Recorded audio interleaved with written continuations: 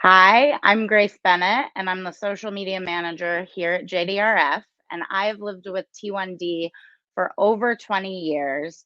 And as anybody who lives with T1D or has a loved one with T1D knows, it is a daily burden. There are no days off. There's lots to consider, lots to think about. And that's something the extent of that people who don't live with the disease probably don't know. And that is exactly why we started this video series. So we can have conversations with people living with T1D, out doing cool stuff to kind of spread awareness and educate people about what life with T1D is really like. And we are so excited to be kicking off this series with NBA veteran and fellow T1D, Gary Forbes. How are you doing, Gary? Good, good, good. Thanks for having me today. I appreciate it. Yeah, of course. So we'll dive right in here.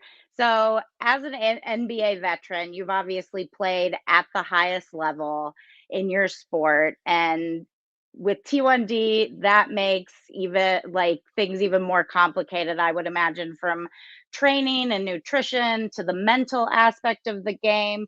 So can you tell us a little bit more about how you balance T1D with all of that other stuff that goes into playing professional basketball?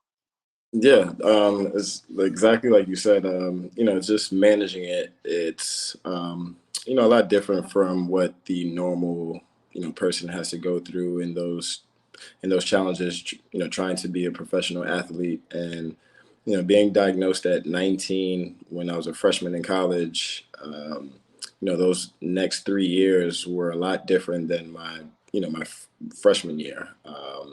With constant checking my blood glucose between games and practices to having to sit out, certain drills due to having to, get my blood sugar back up. And as I got into the professional world, obviously you don't have, the coaches and training staff and doctors, who were in college who were kind of overseeing me and, making sure I was doing everything, correct so that I can be on the court and, be it good, have good health, while doing everything that I was doing. But being a professional and being on your own, and I think I was probably maybe 3 years into, well, 5 year, 4 or 5 years into having living with T1D, but it's totally different when you're on your own and you have to, figure the stuff out by yourself. And right around then was kind of when I got out the honeymoon period, as they call it. Mhm. Kind of still eat certain things and not take as much medicine and things like that. But once I became a professional, things started to get a little bit more difficult. Yeah, I have a hard enough time, like, balancing just, like, a 9 to 5 and, like, that, so I can't even imagine, like and working out on a very, like, normal people type of But basis, so I can't even imagine having to manage it at that level. So you mentioned, low blood sugar, which is something everyone with T1D experiences, and so this is kind of a different type of question. How would you describe the feeling of a low to somebody who didn't have T1D? man, well, I've had many, many, many, many lows. I've even, unfortunately, I was in a diabetic coma, so I've experienced the lowest of lows. But the feeling of a low for me is, I get real sweaty, like my entire skin, like, from one second to another. It's unbelievable how it's just like somebody just poured water on me, and I kind of get kind of dizzy. Things start to get a little bit blurry, and I'm just extremely kind of weak. Like I can't move or can't really do anything, and the only thing I'm thinking about is some kind of food or sugar, and the speed at which I eat when I'm low is unbelievable. I think I could be in one of those like food eating contests or something like that, and I'll be the champion for sure if I have a low blood sugar. Yeah, same. I become like Miss Pac-Man in my kitchen, Right. just like everything. And then I am not at my nicest when I'm low either. I would like to publicly apologize to anyone and everyone who's ever had to interact with me because I am not my nicest self. So, Neither am I. what's your go-to low snack? Well, before started to become a little bit more like health conscious with things, Mm, it was M&Ms. I yeah. was always like a M&M peanut fan. Um, I definitely always have apple juice with me. I'm not an orange juice fan, even though I know it helps, to get the blood sugar up very quickly. But I've never been an orange juice fan, so I always have apple juice. But now, I have this chocolate bar, these human chocolate bars. It's kind of with like almonds and things like that. So I always have fruits or those kind of things on me now.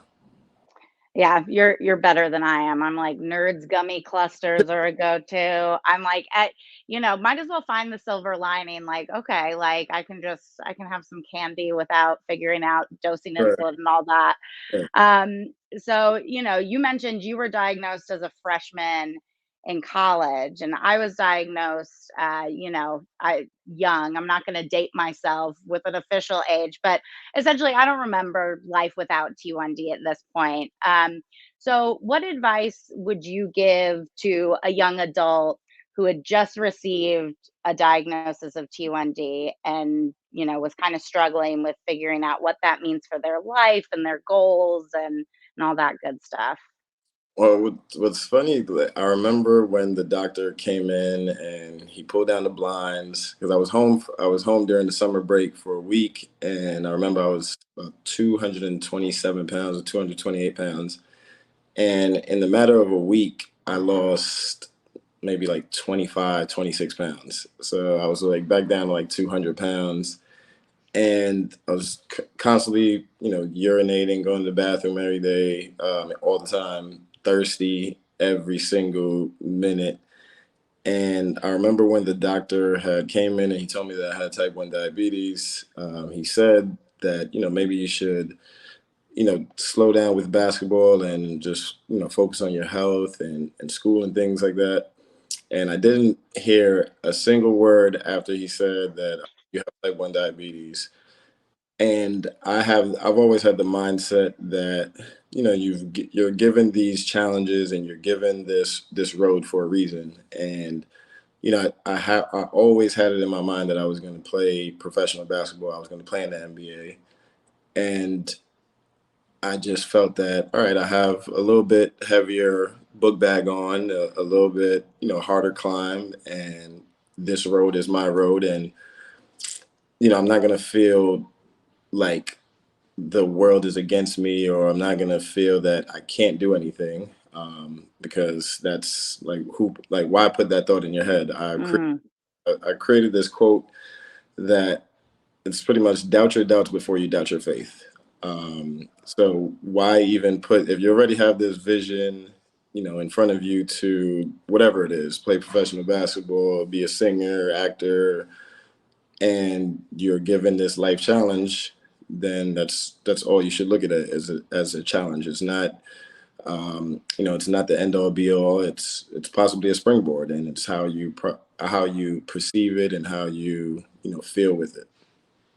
yeah, no, I'm gonna have to write that one down because that's just good life advice. T1D or no T1D, that's just good life advice. Right, it is. So, so you have been incredible at using your platform and your voice to spread T1D awareness. And you have a very exciting project. You've worked on a comic book series. So take us through kind of like how Soul Survivor came to be, the idea, execution, what you hope to do with it, kind of, plug your project because I know lots of people out there are going to be super excited about it. Oh man. Well, Soul Survivors, the series is a comic series about children with chronic health conditions, but they're superheroes. It's kind of like the new age X-Men, and it's basically kind of changing the stigma or removing the stigma from having these health challenges and you can't do anything. I'm a living testament that you can.